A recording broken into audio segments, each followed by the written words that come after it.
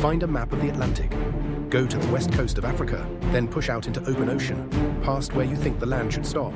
There, scattered across the water, sits a tiny chain of islands with fewer people than a mid-sized city, around 500,000 in total. And in the summer of 2026, that little nation walked onto the biggest stage in sport, stood across from giants, and refused to leave quietly. This is the story of Cape Verde, and how the smallest of dreams became one of the biggest of the tournament. Let that number sit for a second, because it is hard to hold. Roughly 500,000 people. That is smaller than most of the cities whose teams you watch every weekend. A full national squad, 23 players, drawn from a population that size. No African nation this small had ever reached a World Cup. So when the name appeared on the qualifying table, climbing where it had no business climbing, people did a double take and reached for their phones. Where, exactly, is Cape Verde? Here is where. 10 islands of volcanic rock sitting in the Atlantic, a few hundred miles off the coast of Senegal.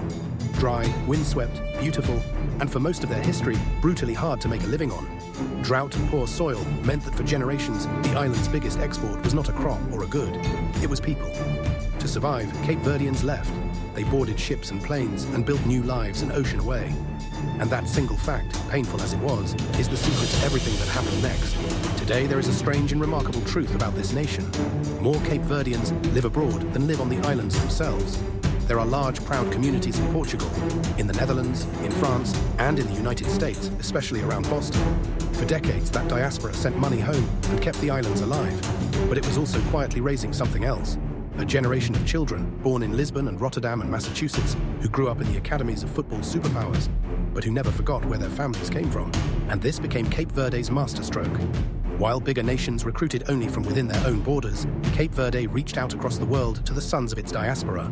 Players developed in elite European systems who could have waited and hoped for a call from Portugal or the Netherlands, were offered something else. A chance to play for the blood in their veins, for grandparents and an archipelago many had only visited on holiday. One by one, they said yes. A national team assembled from a global family. The results came slowly, then all at once. The Blue Sharks, as they are known, began climbing. They qualified for the Africa Cup of Nations and didn't just make up the numbers, they won knockout games and bloodied the noses of far bigger nations. Their FIFA ranking, once an afterthought, started rising through teams with 20, 50, 100 times their population. The football world began to notice that this tiny island chain was not a fluke. It was a project. And then came the moment they had chased for their entire footballing history. Qualification. For the first time ever, Cape Verde booked its place at a FIFA World Cup. 500,000 people, an ocean of diaspora, decades of leaving and longing, all of it poured into one impossible achievement. On the islands, in the bars of Boston and the suburbs of Lisbon, an entire scattered nation celebrated as one. The smallest of dreams had come true, but qualifying was supposed to be the happy ending. The draw placed Cape Verde among established powers, and the assumption was simple. Show up, enjoy the moment, lose with dignity, go home with a story for the grandchildren. Spain, Uruguay, the kind of names that win and lose World Cups across decades. 3 giants and the smallest nation in the field. Nobody outside those islands gave them a prayer of surviving the group. Nobody had been paying close enough attention. Except Cape Verde had not come all this way to be a footnote. Game after game, they did the thing nobody expected. They organized, they defended like their lives depended on it. They frustrated more famous opponents and refused to be brushed aside. The diaspora kids who had chosen this shirt played like they understood exactly what it meant. And as the final round of group games arrived, the impossible was suddenly, dizzyingly, on the table. It came down to the last day. Cape Verde needed to hold on against Saudi Arabia, and they did, grinding out a 0-0 draw. Every clearance roared like a goal. And on another pitch, the result that changed everything. Spain beat Uruguay 1-0. Uruguay, 2-time world champions, one of the most decorated football nations on earth, were eliminated in the group stage.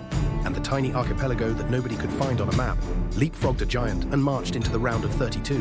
Stop and measure what that means. One of the smallest nations ever to reach the knockout rounds of a World Cup, outlasting a 2-time champion many hundreds of times its size. This was not luck.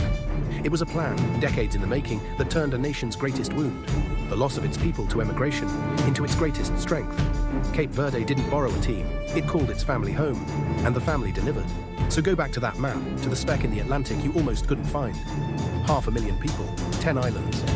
A diaspora scattered across the world that came back together for 90 minutes at a time. Cape Verde walked onto the biggest stage in sport and refused to be a footnote.